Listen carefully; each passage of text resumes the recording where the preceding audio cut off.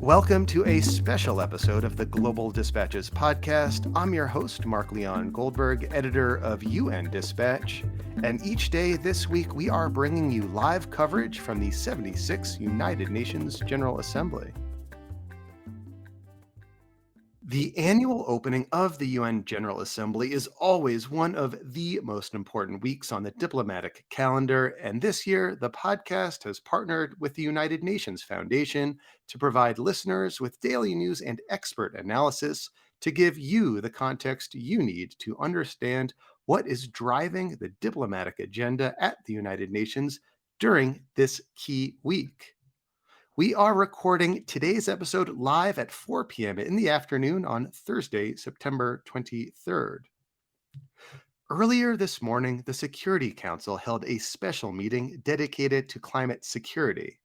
The meeting was convened by Ireland, which holds the rotating presidency of the Security Council, and featured the participation of prime ministers and foreign ministers, including Secretary of State Anthony Blinken.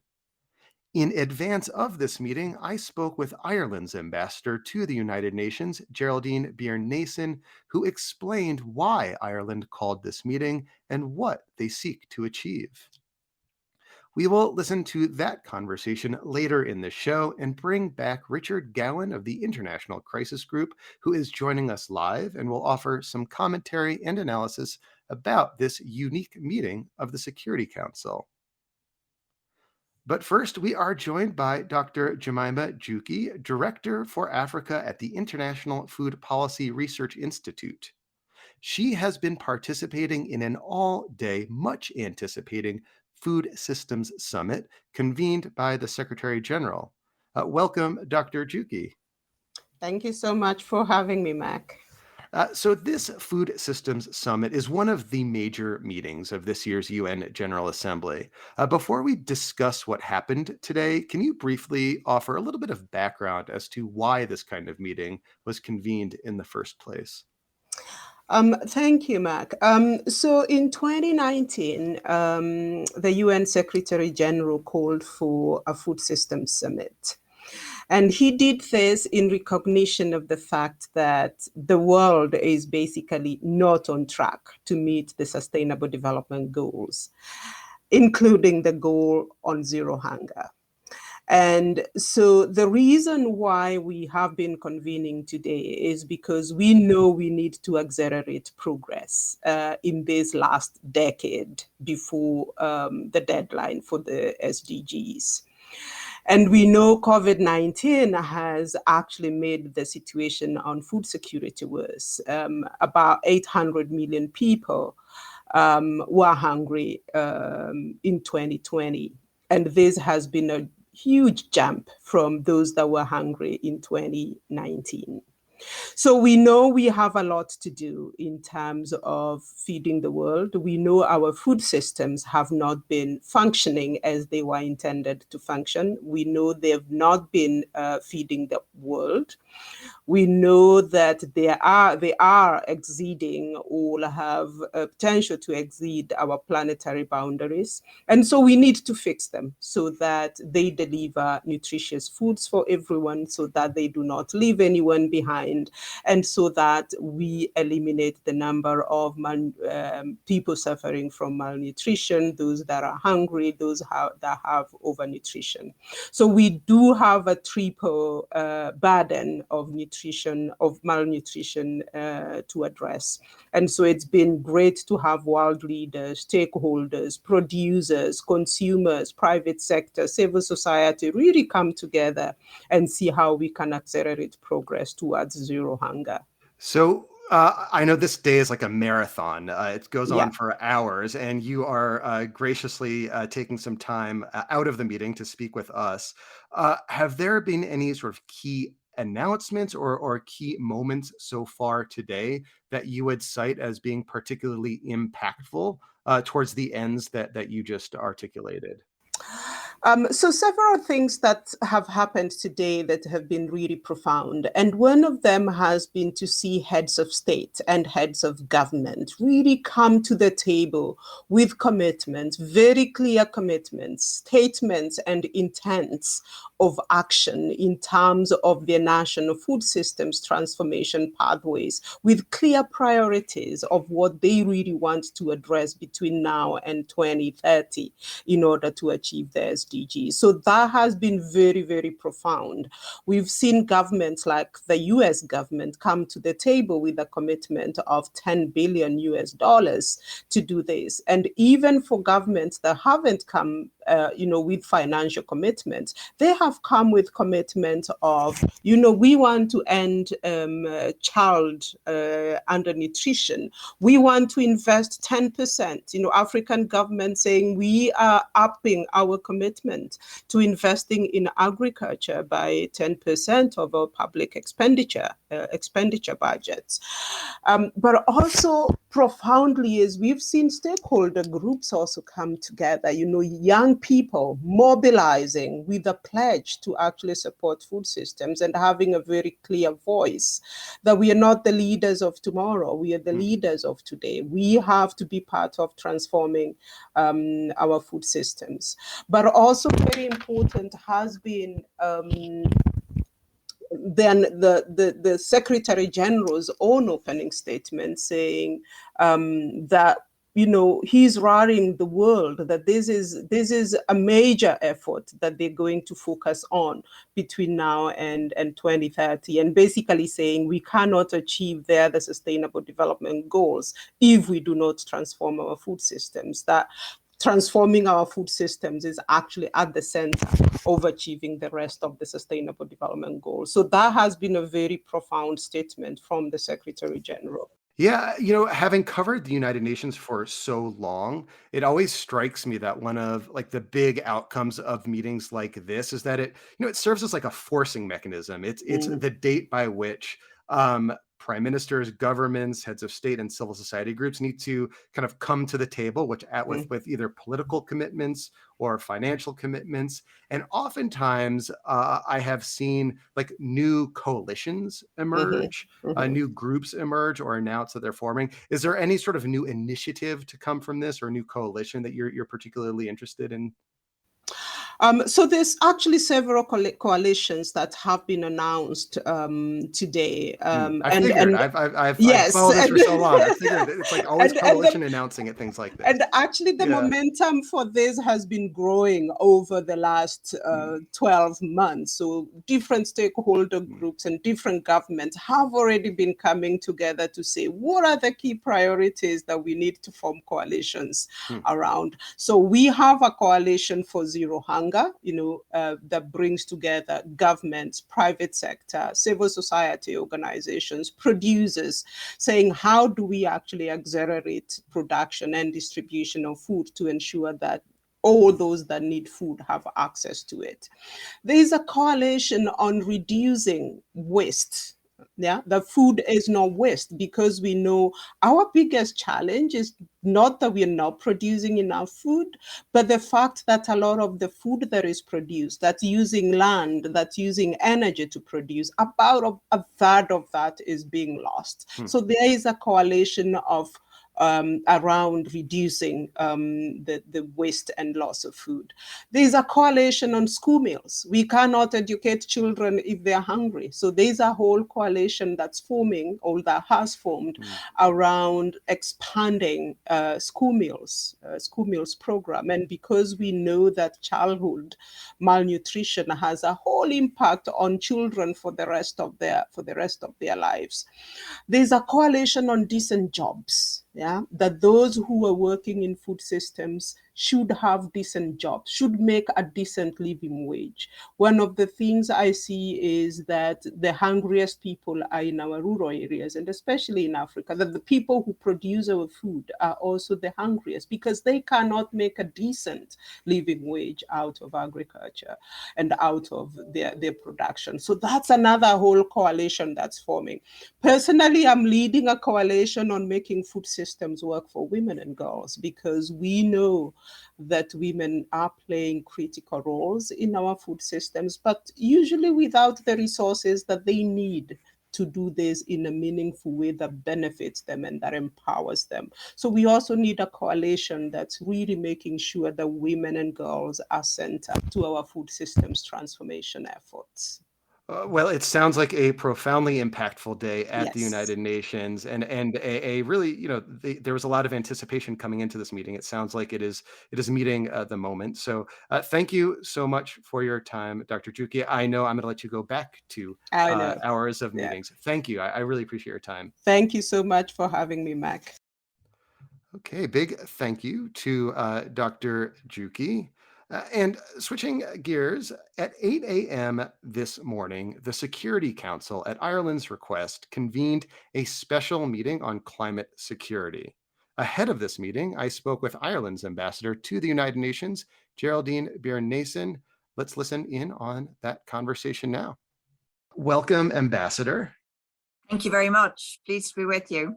So, Ambassador, I would like to kick off just by noting how fortuitous it is that Ireland should hold the monthly rotating presidency of the Security Council in the month of September, when presidents and prime ministers and other dignitaries all descend on New York.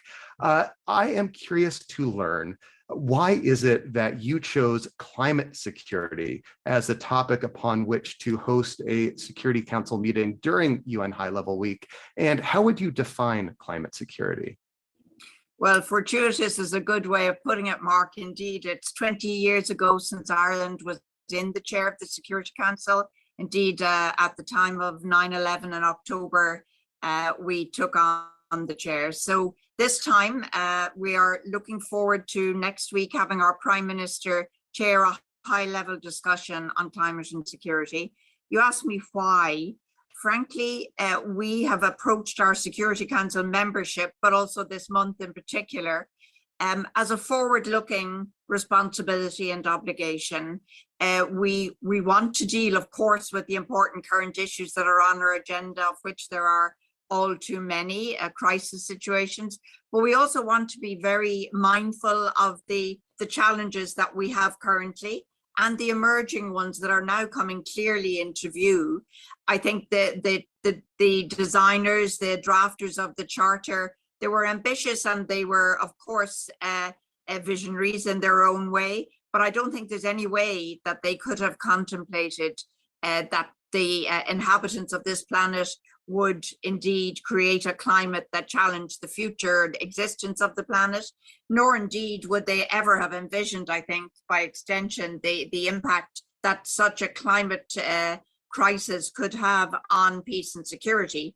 So we want to use our presidency and the Taoiseach sitting in the chair next week to have the council understand and to make a case at the council table for paying attention to something that is really emerging as an existential challenge for humanity, but also as an issue that the UN has to deal with. We have to face up to this major crisis. The UN is going to be dealing with climate action, climate challenges for decades to come. We feel the Security Council needs to look at its own responsibility in that respect. Well, may I ask, But how is it that you would define climate security as a topic under the purview of the Security Council?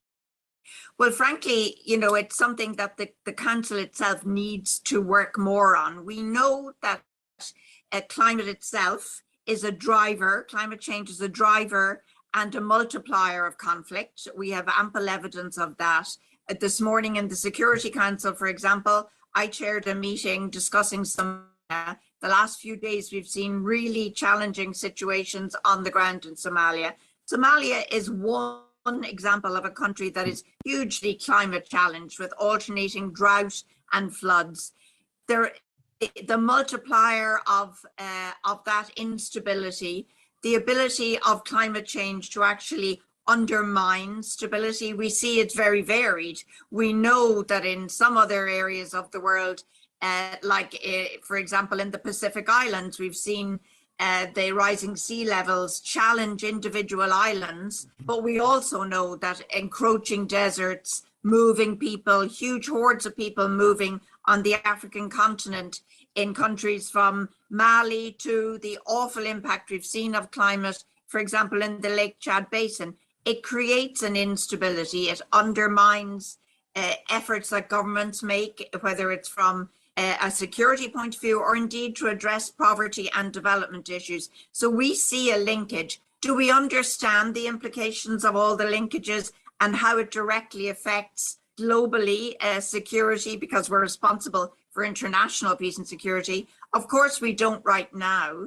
The Security Council has looked at this for some 15 years, but now we believe is the time for the Security Council to dig into the actual linkages that are on the table, emerging case by case, region by region, varied and different, but the linkages are there. Well, to that end, do you foresee a specific outcome from Thursday's meeting, or what are you expecting?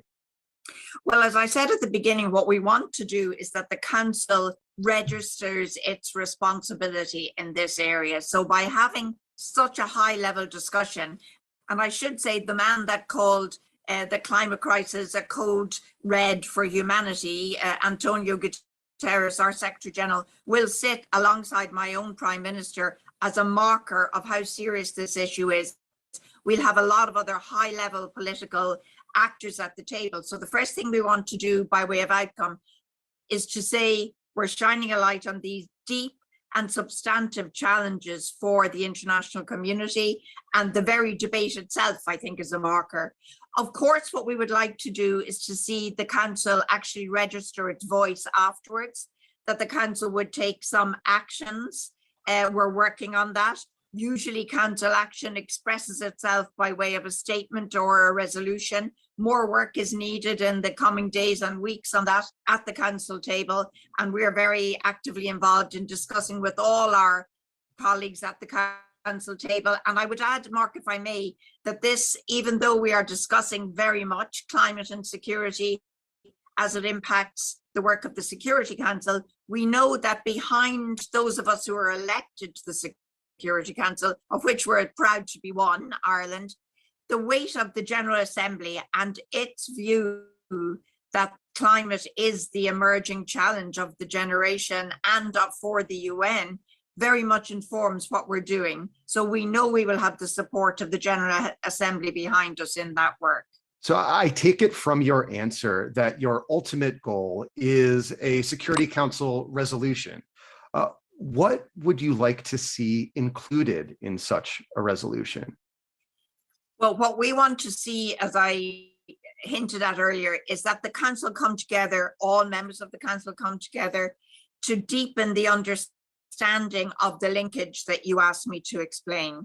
So we know that the views of some members of the council are a little more questioning than others as to how globally applicable this is, and also institutionally, whether the Security Council has an exceptional role. We want to see climate action, of course, carried forward in the work of other parts of the UN. When it comes to the likely outcome at the Security Council, what we would want to see is that the UN itself is enabled in terms of its understanding of country-specific and region-specific challenges on climate, and also that we would see it expressed, as we are already doing, this isn't new, in the mandates, for example, of peacekeeping operations, or in the important mandates, as we do seriatim here and there, of mandates of special representatives of the Secretary General. We want to see the Secretary General himself come back to the Security Council and explain to us where he is seeing the impact on fragility and on climate situations globally. So we want to basically reinforce the hand of the UN and of the Security Council in grappling with the very pragmatic and concrete challenges that we see, whether that's in Haiti or Myanmar, or where we see all of the, over half of the biggest UN peacekeeping operations are in climate challenged areas. We know it's a day-to-day challenge. We want to find a way to providing the UN with the instruments to address those day-to-day challenges. Well, Ambassador, or Madam President, I should say, thank you so much for your time. Very much appreciated. Thank you, Mark. Okay, big thank you to Ambassador Geraldine Byrne Nason. I am now going to bring into the conversation Richard Gowan, UN Director for the International Crisis Group, who's been following the Security Council meeting today. Hi, Richard. Thanks, Mark. It's good to be back on the show.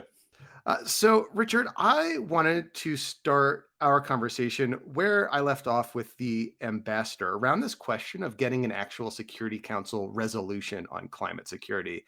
The Irish are clearly seeking a resolution. And during the meeting today, I heard Norway's foreign minister also endorse the idea, as well as Niger, among others. Yet last night, I was on a press call with a senior State Department official, and they wouldn't explicitly state that they are seeking a Security Council resolution on climate. And then I was listening to Secretary Blinken's remarks today, which I think did like a very good job of articulating both why the Security Council should focus on climate and how the United Nations can more, I think, systematically approach the climate security nexus. It was, I think, by and large, a very good speech. Yet there was no explicit call for a Security Council resolution on the issue. What do you think explains the Biden administration's apparent reluctance here? Well, let's put in a bit of the backstory, Mark. There has been a sequence of draft Security Council resolutions on climate change floating around New York for some time. Germany, which was on the council in 2019, 2020, led a process of drafting a possible text. And that died because the Trump administration wouldn't buy it. Now, Ireland, Norway, Niger, others have been working on a new text, which is circulating amongst diplomats. The goal was never to pass a resolution today. The idea of today's meeting was to try and create some political momentum to pass a resolution on climate security, probably in Niger's presidency of the council in December. The majority of council members support that. China, Russia, and India raised questions about it today, though. And I think the US is having to walk a careful line.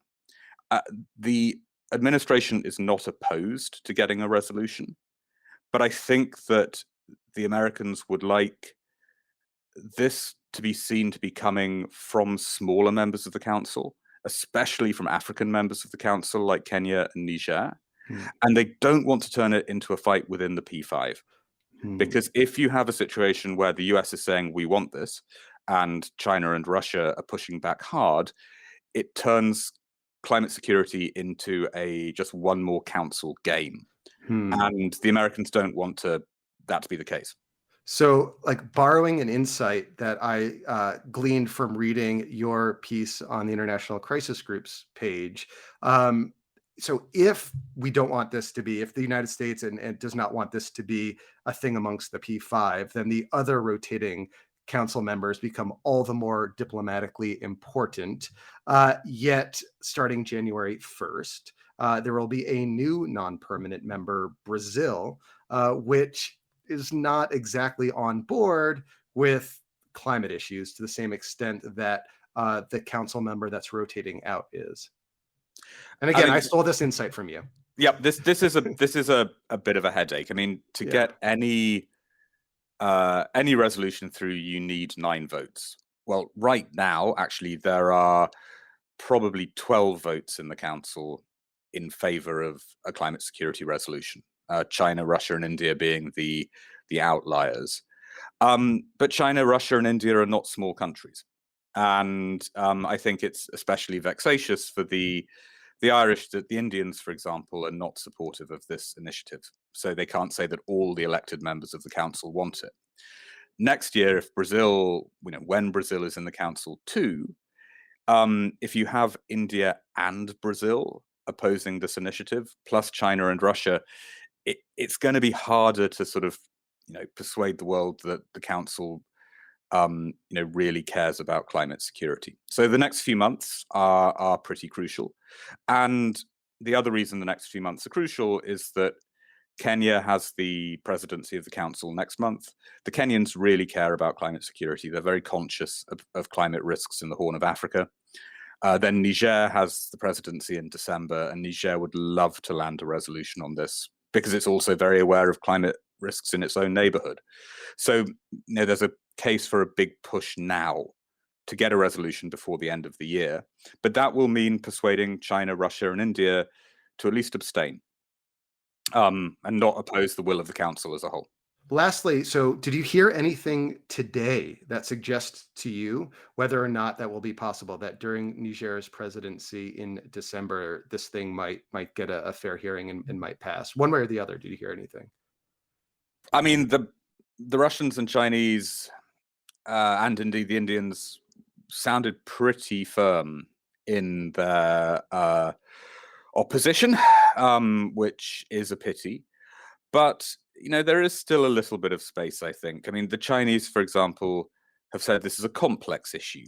And there is a sense amongst council diplomats that if in the next few months, the Africans in particular can put a really strong empirical case on the table that there should be a resolution, that the Chinese may say, okay, you've clarified the problem for us. It seems less complex now. We will abstain. And if China abstains, then, the Russians may not want to veto something on climate change alone. And if China and Russia are willing to let this pass, then I don't think India will want to be left out in the cold on the issue. So there is a pathway, but after today, it does feel like a difficult pathway, which we had expected. Well, Richard, thank you so much for your time coming back on the show, and good luck the rest of UNGA. Well, I think when I was with you on Tuesday, I was in a suit. I'm now in a hoodie. We're all getting a little sloppier as the week goes on. It's inevitable. Absolutely. Okay. Thank you, Richard. Thank you. A big thank you to all our guests today. We will be back tomorrow with our final day of coverage from UNGA 76. One of the big events on Friday at the UN is a high-level meeting on energy convened by the Secretary General. We will bring you news and analysis from that meeting. You will also hear my conversation with the president of the International Committee of the Red Cross, Peter Maurer, about some key meetings on Afghanistan this week. And finally, the president and CEO of the United Nations Foundation, Elizabeth Cousins, will discuss some of her key takeaways from UNGA 76. Follow or subscribe to the podcast to get that episode as soon as it is published tomorrow. And before I let you go, I want to plug an excellent newsletter by Colm Lynch and Robbie Gramer of Foreign Policy Magazine. These are two of the best reporters in the business with deep experience covering the UN. Their daily emails have been really valuable to me this week, and I recommend you sign up for them as well. All right, we'll see you tomorrow. Today's episode was produced in partnership with the United Nations Foundation. Special thanks to Rajesh Mirchandani of the UN Foundation, to our production team at Revent. If you have a question for me, tips or comments, please connect with me on Twitter at Mark L. Goldberg, or you can use the contact button on globaldispatchespodcast.com. And finally, do share this episode with any friends or colleagues you think will have a professional interest in knowing what's going on at the UN this week. See you later. Bye.